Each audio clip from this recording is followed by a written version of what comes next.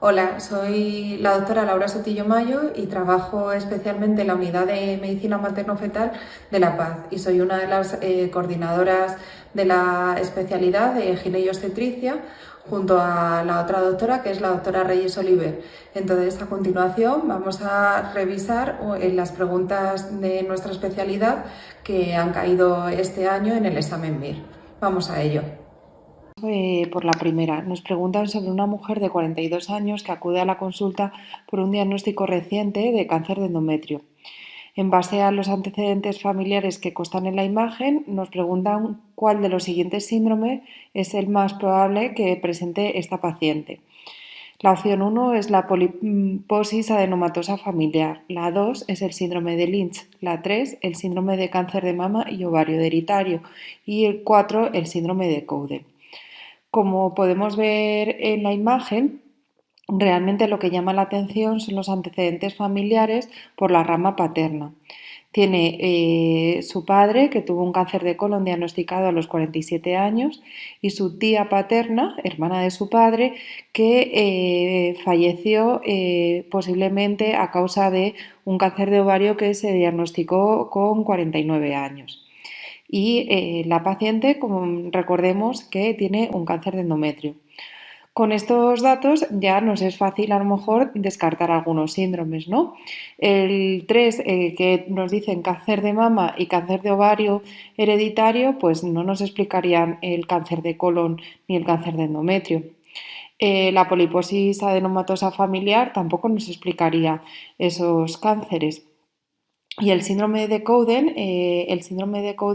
es un trastorno genético que se debe a mutaciones en el gen PTEN y que también se conoce como síndrome de amartoma múltiple. Presenta riesgo de cánceres, sobre todo es más de melanoma, mama, tiroides, endometrio, pero tampoco nos explicaría el cáncer de ovario. Por lo tanto, nos quedaríamos con el síndrome de Lynch. El síndrome de Lynch también se llama cáncer colorectal hereditario no polipósico y aumenta el riesgo tanto de cáncer colorectal como cáncer de endometrio, ovario, estómago, intestino delgado, páncreas, vías biliares, etc. Además, estos cánceres aparecen antes de los 50 años y son debido a mutaciones en genes encargados de la reparación en los errores de emparejamiento del ADN. Por lo tanto, volviendo al diagrama que nos mostraba la pregunta, vemos que la paciente cumple criterios de Ámsterdam 2 para sospechar el síndrome de Lynch, que son al menos 3 familiares afectos de cáncer colorectal o otro cáncer relacionado, como es el endometrio y el ovario, que hay 2 generaciones sucesivas afectas y que al menos uno de los casos se diagnosticó antes de los 50 años.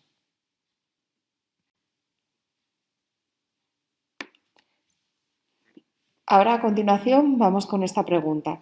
Es una mujer de 18 años que acude a urgencias por dolor abdominal intenso, febrícula, test de embarazo positivo y manchado vaginal de 3 días de evolución, con la presencia además de líquido libre intraabdominal en la ecografía.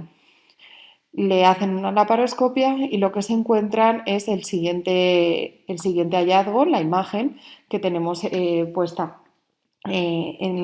asociada a la pregunta y nos preguntan cuál es el diagnóstico más probable entre los siguientes. 1. Gestación ectópica. 2. Quiste de ovario complicado. 3. Apendicitis aguda. 4. Enfermedad inflamatoria pélvica. La verdad que esta pregunta es fácil si nos centramos en lo importante. Es una chica en edad reproductiva con un test de embarazo positivo y manchado vaginal y dolor, con lo cual las causas más frecuentes de metrorragia durante la gestación, esas no las debemos de conocer y entre esas, entre las opciones que nos da, solo tendríamos la gestación ectópica, ¿vale? Pero es que además nos presentan una imagen en la que se ve una trompa dilatada y ligeramente de color violáceo, que es lo que ya nos da el diagnóstico definitivo de gestación ectópica. Además, vemos en la imagen que los ovarios son normales, por lo tanto, no existe patología ovárica. Nos dicen además que hay hemoperitoneo, no nos hablan nada de líquido purulento, de adherencias que nos harían más pensar en un proceso infeccioso como pueda ser una apendicitis o una enfermedad inflamatoria pélvica. Entonces, siempre recordar que entre la presencia de meteorragia y o dolor abdominal en mujer en edad reproductiva, lo primero que deberemos descartar son los problemas relacionados con la gestación. Y en el primer trimestre, pues una paciente con dolor, sangrado y hemoperitoneo es igual a ectópico roto o accidentado hasta que se demuestre lo contrario.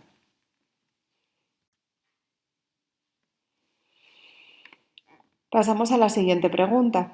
En la siguiente pregunta es una paciente de 35 años con una historia de dolor abdominal recurrente que coincide con la menstruación. Los hallazgos de la intervención quirúrgica requieren que se le realice una resección intestinal y en el estudio anatomopatológico se muestra la siguiente imagen que está puesta ahí. ¿Cuál es el diagnóstico más probable? 1. Adenocarcinoma intestinal. 2. Metástasis de adenocarcinoma de endometrio. 3. Colitis ulcerosa. 4. Endometriosis. Esta es una pregunta fácil que la podríamos incluso contestar sin que nos hubieran puesto las imágenes asociadas. Nos presentan una paciente de 35 años en el que tiene un dolor cíclico recurrente, pero en relación con la menstruación, con lo cual lo que hay que pensar es que es un problema hormonodependiente y que produce dolor solo cuando la paciente está con la menstruación. Entonces eso nos lleva a que lo más probable es que sea una endometriosis. Y efectivamente, en la imagen que se aporta del estudio anatomopatológico, lo que se ve es al microscopio con la tinción de hematoxilina y eosina un trozo de la resección intestinal que se realizó en la que se ven glándulas endometriales y estroma sin datos de atipia, que es compatible con ese implante endometriósico profundo. Entonces, siempre cuando nos hablen de un dolor que coincide con la menstruación, nos están hablando de una enfermedad hormonodependiente y si nos hablan de dolor, lo primero a descartar es una endometriosis. Pregunta 44 del MIR de este año. Se diagnostica de varicela a un niño de 8 años y su madre se encuentra embarazada de 32 semanas. Le solicitan una serología para ver si ha pasado o no la varicela y nos dicen que presenta anticuerpos de IgG frente a varicela por debajo de los niveles protectores y niega haber padecido la enfermedad en el pasado. Entonces, aquí que no nos líen, que si presenta anticuerpos, que no, lo que nos están diciendo es que la IgG es negativa, no tiene anticuerpos protectores. Entonces, nos preguntan cuál es la actitud recomendada en esta gestante, sabiendo que han pasado 3 días desde el inicio de la exposición. Nos dan las siguientes opciones. 1. Administrar la vacuna frente a la varicela. Esa la podemos descartar, ¿no? La varicela pertenece a la triple vírica, es una vacuna de virus vivos atenuados y por lo tanto se encuentra contraindicada durante la gestación. 2. Forzar la terminación del embarazo para poder vacunarla. Pues hombre, no tiene mucho sentido forzar la terminación para vacunarla, ¿no? Bueno, la dejamos ahí un poquito. 3. Es tarde para plantear una estrategia de profilaxis posexposición. Bueno, pues aquí debemos de conocer un poco cuál es la franja que tenemos, la ventana, la que tenemos para la profilaxis. Y 4, pues administrar las gamma-globulinas polivalentes o hiperinmunes. Pues la opción correcta es la opción 4. La varicela tiene 2 momentos que son de especial riesgo para la gestación y que además presentan secuelas muy diferentes. Antes de la semana 20 sabemos que es un virus teratogénico y que puede producir graves malformaciones en el feto. Y periparto, cuando la varicela materna aparece desde 5 días antes al parto hasta los 2 días siguientes al parto, puede producir también importante afectación en el feto, más en forma de afectación respiratoria. Y entonces lo que se nos dice es que se debe frenar el parto siempre durante al menos 7 días posteriores a la aparición del exantema. Entonces, en estas pacientes lo que se recomienda es la administración de inmunoglobulinas polivalentes, preferiblemente en las primeras 72 horas, pero puede administrarse incluso si han pasado 10 días del contacto. Esta paciente había tenido un contacto estrecho, su hijo tiene varicela, ella no tiene anticuerpos y han pasado 3 días, con lo cual cumple todos los criterios para poderle poner la gamoglobulina hiperinmune. Y recordamos las vacunas de virus vivos atenuadas contraindicadas durante la gestación, vacunas de virus inactivados permitidas durante la gestación. Pregunta 58. Mujer que acude a la ecografía de rutina de segundo trimestre a las 22 semanas de gestación y las biometrías corresponden a un feto de 19 semanas. ¿Cuál es el siguiente paso para orientar este caso? 1. Realizar estudio genético teniendo en cuenta el riesgo de anomalía cromosómica en primer trimestre. 2. Valorar si la gestación está correctamente datada según la longitud craniocaudal fetal de la ecografía del primer trimestre. 3. Repetir la ecografía para nuevas biometrías en 2 semanas. Y 4. Estudio para descartar preeclampsia. Pues la correcta es siempre ver que está correctamente datada la gestación. De verdad, en la práctica clínica llegan un montón de veces pacientes que no están para hacerles la ecografía de la semana 20 porque alguien se ha equivocado en la fecha de última regla a la hora de calcular y pedirle la ecografía o porque la señora dice mal su fecha de última regla. Entonces, siempre lo primero es corroborar que esa es la fecha de última regla y que está de esas semanas de gestación. Y la forma más eficiente o, bueno, la forma más adecuada, mejor dicho, de datar una gestación es mediante la longitud cráneo-nalga en la ecografía del primer trimestre. Si hay una diferencia mayor o igual a 5 días, modificaremos la fecha de última regla y la adaptaremos a esa longitud cráneo-nalga. En caso, ya vemos lo primero siempre, ver que está correctamente datada la gestación y ahí sí que vemos que el feto no corresponde, presenta un percentil menor del 3, es decir, es un CIR severo precoz, menos de percentil 3 de peso fetal estimado y por debajo de la semana 28, ahí sí que está indicada la amniocentesis para estudio microbiológico y estudio de cariotipo y arrays. Entonces, recordamos siempre, nos tenemos que ir con esos conceptos clave. Ante un crecimiento intrauterino restringido, lo primero, asegurarnos que lo es, y eso se hace mediante una correcta datación de la gestación que se debería haber realizado en el primer trimestre, mediante la longitud cráneo-nalga. Como lo vemos anteriormente, la opción 4, que es el dispositivo intrauterino con levonorgestrel. Siguiente pregunta. Mujer con gestación monocorial biamniótica de 22 semanas que acude a urgencias por dinámica uterina ocasional. En la ecografía, el feto 1 presenta un peso fetal estimado correcto en percentil 80 y una columna máxima vertical de líquido amniótico de 11 centímetros. La vejiga urinaria además la tiene distendida y aumentada de tamaño. El feto 2 presenta un peso en percentil 25 con una columna máxima de líquido amniótico de 0,5 y con vejiga urinaria no visible. La exploración vaginal es anodina y la longitud cervical es de 36 milímetros. ¿Cuál es el diagnóstico más probable? 1. Transfusión fetofetal. Pues esta podría ser, ¿no? 2. Discordancia de crecimiento fetal, con crecimiento fetal restringido selectivo del feto 2. Bueno, pues hemos visto que hay diferencias entre los crecimientos de peso del feto 1 y el feto 2, pero el feto 2 presenta un percentil 25, o sea que no parece que esto sea un CIR. La opción 2 no parece correcta. La 3 y la 4 son cosas que afectarían solo al feto 2, rotura prematura de membranas del feto 2 y malformación renal del feto 2. si podrían explicar, aunque con matices, la exploración ecográfica del feto 2 y su ausencia de líquidos, su ausencia de vejiga en el caso de malformación renal, pero no en la rotura prematura de membranas del feto 2. Pero en ningún caso nos explicarían por qué el feto 1 tiene un líquido aumentado con una columna máxima vertical de 11 centímetros y con una vejiga distendida. Con lo cual ya tenemos el diagnóstico, que es la transfusión feto-fetal. De todas las complicaciones propias de la gestación monocorial, la más frecuente es el síndrome de transfusión feto-fetal.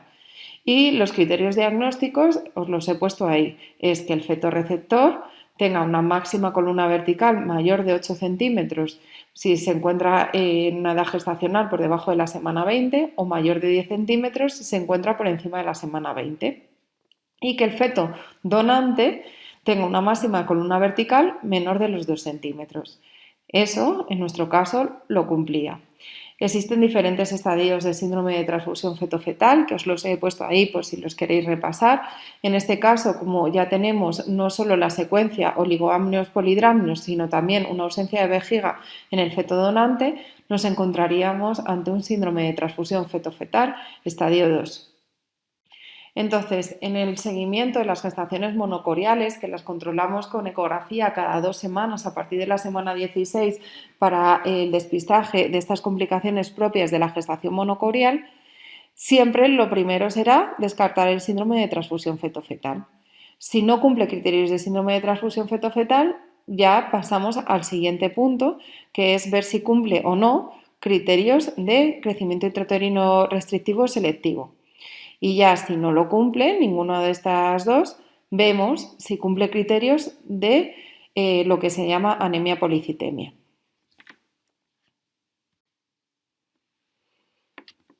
Siguiente pregunta. Puérpera de parto utóxico sin complicaciones hace 4 días que acude a urgencias por cefalea de 12 horas de evolución y edemas maleolares. A la exploración presenta cifras tensionales de 165-100 en 2 ocasiones y en la analítica se observa una cifra de plaquetas normal, 254.000 plaquetas, pero vemos que tiene tanto la LDH como las enzimas hepáticas elevadas. Sin embargo, la creatinina es normal y el cociente proteína-creatinina es negativo. ¿Cuál de las siguientes opciones terapéuticas forma parte de la primera línea de tratamiento inmediato? 1. Sulfato de magnesio vía endovenosa. 2. La betalol vía oral. 3. Corticoides altas a dosis altas. O 4. Diuréticos vía endovenosa. Se trata, ¿no?, de una paciente con una preeclampsia puerperal, dado que tiene tensión arterial elevada, edemas, pero tiene además tiene que cumplir otro criterio que es la afectación de un órgano diana, en este caso tiene las enzimas hepáticas elevadas. Antiguamente siempre se decía que preeclampsia era tensión arterial elevada y proteinuria. Eso ya ha cambiado y si existe afectación de un órgano diana es diagnóstico de preeclampsia y no necesariamente tiene que haber proteinuria, que muchas veces aparece de forma más tardía. Entonces, estamos ante una preeclampsia y vamos a ir viendo si necesita los siguientes tratamientos.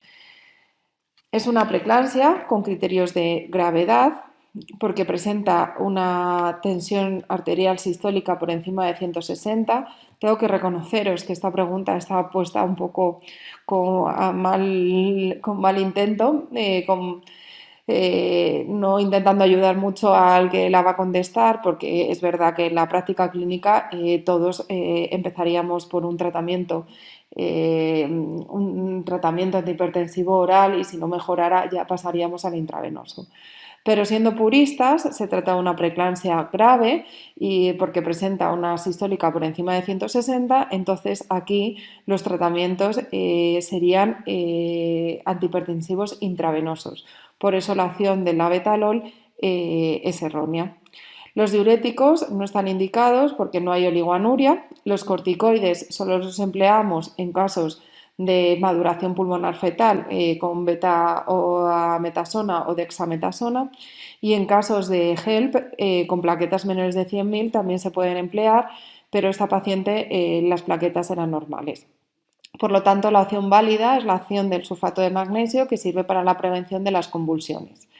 Solo quería recordaros un concepto, que es que la preeclampsia es leve o es grave, no existe la preeclampsia moderada, y esto a veces puede haber alguna pregunta que va a mal intento ahí, intentando buscarnos la confusión. Y luego que el sulfato de magnesio, recordaros que sirve o bien para la neuroprofilaxis de los prematuros por debajo de la semana 32, o para la prevención de las convulsiones y el tratamiento en el caso de las preeclampsias. Siguiente pregunta: ¿cuál es la vía de diseminación más frecuente y característica del cáncer de ovario en el momento del diagnóstico? 1. La vía linfática. 2. La vía hematógena. 3. La infiltración por contigüidad. Y 4. La diseminación peritoneal. Pues esto es una pregunta que es teórica, que uno se tiene que conocer, que es la vía más frecuente de diseminación, es la diseminación peritoneal, y quizá para acordaros, pues saber que los cánceres de ovario, por desgracia, cuando los diagnosticamos están en estadio avanzado, y muchas veces los diagnosticamos por carcinomatosis peritoneal y la presencia de ascitis. Siguiente pregunta, pregunta 63. ¿Cuál de las siguientes es una de las características que condiciona de modo crucial e independiente la elección del tratamiento adyuvante del cáncer de endometrio? 1. El tamaño tumoral. 2. El perfil molecular del tumor. 3. La presencia de células tumorales aisladas en los ganglios linfáticos. Y 4. La presencia de metrorragia. Actualmente, la necesidad de tratamiento adyuvante en el cáncer de endometrio viene determinada por la afectación ganglionar, pero para que se considere que hay afectación ganglionar tiene que haber micrometástasis o macrometástasis, pero la presencia de células tumorales aisladas no es una indicación de tratamiento adyuvante. 2. La afectación extrauterina de la enfermedad en estadios avanzados. Y 3. En los tumores limitados al útero, la terapia adyuvante va a venir determinada por el subtipo molecular. Y esto es relativamente reciente, el subtipo molecular del cáncer de endometrio, y ha venido y ha cambiado por completo el manejo de los cánceres de endometrio. Entonces, si no tenemos el subtipo molecular, es verdad que nos ayudamos por otras cosas, como son el grado histológico, la infiltración miometrial o la afectación del espacio linfovascular. Pero que la señora sangre o no sangre, eso no va a afectar. Y el tamaño tampoco, porque puedes tener un tumor muy pequeño, pero que infiltra mucho y muy agresivo, y por lo tanto existe mucho más riesgo que si tienes un tumor a lo mejor más grande, pero de un subtipo molecular de mejor pronóstico y con menor grado de invasión. Entonces es fundamental el subtipo molecular. Seguramente caigan preguntas de este tema porque es una cosa novedosa, y saber que dentro de los 4 subtipos moleculares en el cáncer de endometrio, el de mejor pronóstico son los ultramutados, mutados en POLE, y los de peor pronóstico son los erosos-like, que presentan mutaciones en P53.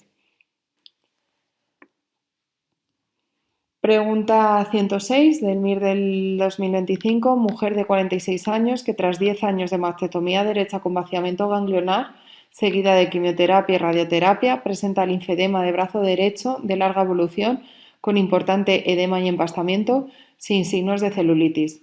¿Cuál de las siguientes medidas terapéuticas no está recomendada? Nos están hablando de un linfedema, ¿no? Es una paciente que le han hecho un vaciamiento ganglionar y que además ha necesitado radioterapia, y que ahora lo que presenta es un linfedema. Entonces, de las siguientes opciones nos dicen la que no está recomendada. 1. Realización de actividad física con elevación del miembro superior derecho. Pues el ejercicio físico en general viene bien. Ahí podemos dudar un poco con lo de la elevación del miembro superior derecho, pero ya ha pasado mucho tiempo, entonces ¿por qué no va a poder levantar el miembro superior derecho? 2. Terapia física con fisioterapia descongestiva. La fisioterapia también suele ser un tratamiento que nos puede ayudar en muchísimas patologías. 3. Diuréticos para reducir el edema. Ahí podemos tener las dudas. Y 4. Liposucción. Pues la respuesta incorrecta es los diuréticos para reducir el edema. Es verdad que es una pregunta un poco teórica y que a lo mejor o nos la sabemos o no nos la sabemos, pero la 1 o la 2 serían fáciles de descartar y quizá nos quedaríamos entre la 3 y la 4. Tenemos que pensar que a lo mejor para ayudarnos los diuréticos no van a ayudar a una cosa tan localizada, ¿no? Van a ayudar si es un edema generalizado, pero no un edema localizado en un miembro en el que le falta el drenaje linfático. Y luego además el linfedema no se ve favorecido por la presencia de grasa. Por eso se recomienda el ejercicio, también la terapia congestiva con técnicas como puede ser la presoterapia, y los linfedemas de larga evolución se pueden beneficiar a veces de la liposucción en ese territorio. Pregunta 139. ¿Cuál de estas afirmaciones es cierta sobre los subtipos moleculares del cáncer de mama? 1. Cáncer de mama triple negativo es el subtipo más frecuente. 2. El cáncer de mama ER2 positivo es el subtipo menos agresivo. 3. El cáncer de mama luminal A es el subtipo más raro. Y 4. El cáncer de mama triple negativo es el subtipo más agresivo. Esto es una pregunta fácil porque esto es de obligado estudio. Los subtipos moleculares de cáncer de mama, igual que los de endometrio, hay que conocerlos. Entonces, el subtipo de cáncer de mama más agresivo efectivamente es el triple negativo, en el que tengo receptores de estrógenos, progesterona negativos, ER2 negativo. ¿De acuerdo? En contrapartida, el que tiene todo de mejor pronóstico son los luminales A, que son también los más frecuentes. Entonces, los luminales lo que van a tener son los receptores hormonales positivos y los triples negativos van a tener todo negativo. Y los ER2 positivos son aquellos que tienen receptores hormonales negativos y el ER2 positivo. Entonces esto es algo que hay que saberse de memoria. Cáncer de mama más agresivo, triple negativo. Cáncer de mama más frecuente de mejor pronóstico, luminal A. Siguiente pregunta. La estrategia de cribado de la diabetes gestacional en un solo paso consiste en 1. Test de sobrecarga oral de glucosa con 50. 2. Test de sobrecarga oral de glucosa con 75. 3. Test de sobrecarga oral de glucosa con 90. 4. Test de sobrecarga oral de glucosa con 100. Pues esto también es muy teórico, pero quizá nos quedaríamos, ¿no?, entre la de 75 y la de 90, porque la de 50 y la de 100 sabemos que forman parte del test o cribado de diabetes gestacional en 2 pasos. Entonces, el test que se lo realiza en un solo paso es el test de sobrecarga oral de 75, en el que se extrae la glucemia basal y posterior a la toma de 75 gramos a la hora y a las 2 horas. En caso de un valor positivo se diagnostica diabetes gestacional y los valores normales, los he puesto ahí, son 92, 180 y 153 respectivamente. Entonces, en 2 pasos, que es la más ampliamente aceptada, es primero test de O'Sullivan y luego la sobrecarga oral de 100, en un solo paso, sobrecarga oral de 75. Y se utiliza más en 2 pasos porque con el test en un solo paso aumenta mucho el número de pacientes que son positivas para diabetes gestacional. Pregunta 187. En cuanto al uso de anticonceptivos en mujeres jóvenes, en la consulta de atención primaria es importante tener en cuenta diversos aspectos para la prescripción. ¿Cuál de las siguientes es la incorrecta? 1. Se ha de ofrecer consejo contraceptivo estructurado según los criterios de elegibilidad de la Organización Mundial de la Salud e información tanto para la prevención de embarazos no planificados como de la enfermedad de transmisión sexual. Yo creo que esta suena bien, esta no puede ser incorrecta, ¿no? Siempre los consejos y la información pues siempre van a ser correctas. 2.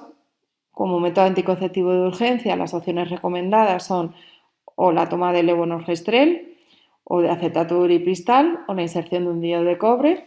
Esta también es correcta.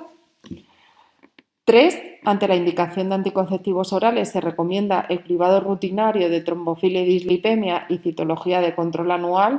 Esta ya suena un poco raro. ¿A todas las pacientes le vamos a pedir una analítica de trombofilia, dislipemia, independientemente de la edad, de factores de riesgo, etcétera? ¿Y nos va a cambiar de verdad las citologías? Imaginamos, por ejemplo, que a una chica que le mandamos unos anticonceptivos, no como anticonceptivos, sino como tratamiento, por ejemplo, de una dismenorrea o una de endometriosis, le voy a tener que hacer citologías cada año cuando la chica no ha tenido ni relaciones sexuales.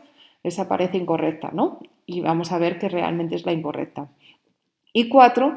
El riesgo de tromboembolia venosa con el consumo de anticonceptivos orales es bajo, siendo el riesgo menor en los de segunda generación frente al mayor riesgo en los de tercera y cuarta generación. Esta es correcta, esto es algo teórico. En los progestágenos de segunda generación, el más típico es el levonorgestrel y efectivamente presentan un menor riesgo tromboembólico, aunque en general los anticonceptivos tienen bajo riesgo de tromboembolia venosa. Entonces, las exploraciones recomendadas realmente en la actualidad para la prescripción de anticonceptivos hormonales orales es realizar una historia clínica detallada que incluya sobre todo anamnesis de factores de riesgo tromboembólicos o antecedentes en la paciente que contraindiquen su uso. 2. Antes de prescribir el hormonal combinado que lleva estrógenos o el inyectable de solo gestágenos, se recomienda siempre una toma de tensión arterial y un cálculo de índice de masa corporal. 3. No realizar de manera rutinaria ni exploración mamaria ni citología antes de prescribir el anticonceptivo. Y 4. El cribado de patología cervical no se ve modificado por el uso de los anticonceptivos hormonales. Por lo tanto, podemos resumir y concluir que no es necesario analíticas rutinarias para la prescripción de pacientes con anticonceptivos hormonales combinados. Siguiente pregunta, pregunta 204. Aquí pasamos a la obstetricia. Se trata de una gestante de 36 años, primigesta, sin factores de riesgo, con un índice de masa corporal de 32, de forma pregestacional. O sea, que presentaba ahí una obesidad. Acudió a urgencias por gestante de 28 semanas y presenta una rotura prematura de membranas. En el momento del ingreso la analítica es normal, no presenta dinámica uterina y la longitud cervical es larga, tiene 38. ¿Cuál de las siguientes afirmaciones es incorrecta? Iniciaremos maduración pulmonar fetal con corticoides. Pues hombre, son 28 semanas, ha roto la bolsa y existe aumento de riesgo de parto prematuro. Esa no parece incorrecta. 2. Se realiza profilaxis de corioamnionitis mediante antibioterapia endovenosa. Pues ha roto la bolsa, parece correcta. 3. Se inicia neuroprotección fetal. Pues la paciente tiene un cuello de 38 y no presenta dinámica uterina. Esa no parece correcta, ¿no? El sulfato de magnesio se pone por debajo de las 32 semanas y cuando existe riesgo inminente de parto prematuro. Y 4. Se inicia profilaxis tromboembólica con heparina de bajo peso molecular. Esa es correcta, es una paciente con de más de 35 años, con una obesidad pregestacional y que ahora va a permanecer en reposo, con lo cual necesita profilaxis para eventos tromboembólicos. Entonces, recordemos que siempre el sulfato de magnesio se pone si existe riesgo inminente de parto prematuro por debajo de la semana 32. Gracias.